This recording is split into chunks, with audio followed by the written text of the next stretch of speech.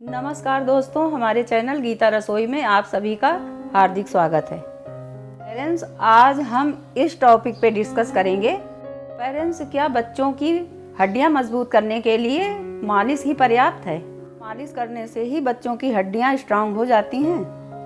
बहुत से पेरेंट्स ये मानते हैं कि सरसों के तेल और बाजार में उपलब्ध अन्य तेलों से मालिश करने से बच्चों की हड्डियां स्ट्रांग हो जाती हैं।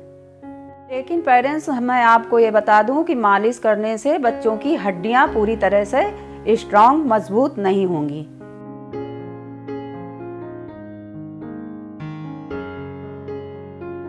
क्योंकि बच्चा एक ही तरफ को लेटा रहता है, जैसे पीठ के बल लेटा रहता है बच्चा और हाथ पैर से अपने चलाता रहता है, तो बच्चा थक जाता है। इसलिए बच्चे की मसाज की जाती है कि दिन भर की बच्चे की थकावट उतर जाए और बच्चे को नींद अच्छी तरीके से आ जाए। मालिश इसलिए भी की जाती है कि बच्चों के खून का संचार अच्छी तरीके से शरीर में दौड़ता रहे।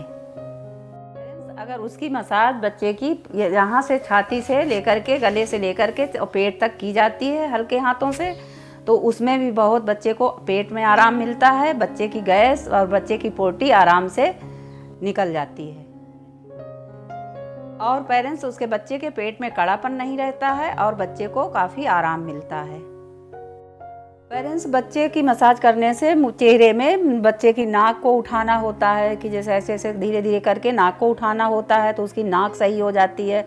और बच्चे के सिर में जो गोलाईपन नहीं आती, वो शुरू से ही करना पड़ता है बच्चे के लिए, तो वो धीरे धीरे करते करते बच्चे की एकदम गोलाई पर आ जाती है। बच्चे का मत्था जो है उसको इस तरीके से किया जाता है कि मत्था मतलब ऊपर की तरफ ना हो, मत्था उसका बच्चे का बराबर से आए। और पेरेंट्स, बच्चों के गाल हैं तो बच्चों के गाल इस तरीके से ऐसे मालिश करना है इस तरीके से, तो बच्चों के जो लटके लटके गाल होते हैं वो बराबर से सही हो जाते हैं। और बच्चों के ओट्स वगैरह लिप्स वगैरह होते हैं, तो उनको जो फैला हुआ मुंह होता है, तो उनको थोड़ा थोड़ा करके ऐसे इस तरीके से किया जाता है, तो बच्चों का चेहरा देखने में सुधर जाता है। उसी समय सुधारा जाता है 1 महीने 2 महीने तक। फिर इसके बाद बाकी हार्ड होने लगता है बच्चे का शरीर, तो फिर संभलना मुश्किल हो जाता है। संभल तो जाता है लेकिन फिर बहुत मुश्किल पड़ती है। तो पेरेंट्स, बच्चे का मेन कारण हड्डी मजबूत करना नहीं है, बहुत से कारण हैं कि जो हमने आपको बताए हुए हैं। पेरेंट्स, बच्चों की हड्डियों को मजबूत करने के लिए उनके शरीर को पर्याप्त मात्रा में कैल्शियम की ज़रूरत होती है। अगर पेरेंट्स बच्चे के शरीर में कैल्शियम की कमी हो गई तो आप चाहे जितनी मालिश कर ले, लेकिन उनकी हड्डियों में मजबूती नहीं आएगी। पेरेंट्स, कैल्शियम की कमी को पूरा करने के लिए सबसे अच्छा है दूध, क्योंकि दूध में पर्याप्त मात्रा में कैल्शियम होता है। बच्चा जैसे जैसे बड़ा होता रहता है, उसके शरीर को और ज़्यादा कैल्शियम की ज़रूरत होती है।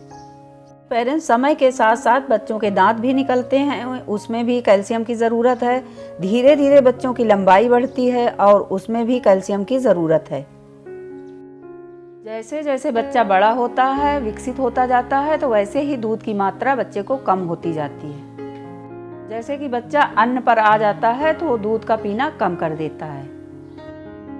ऐसे में जब बच्चे की दूध की मात्रा कम हो जाती है, तो हमें बच्चे को क्या खिलाना चाहिए जिससे बच्चे की कैल्शियम की कमी पूरी होती रहे?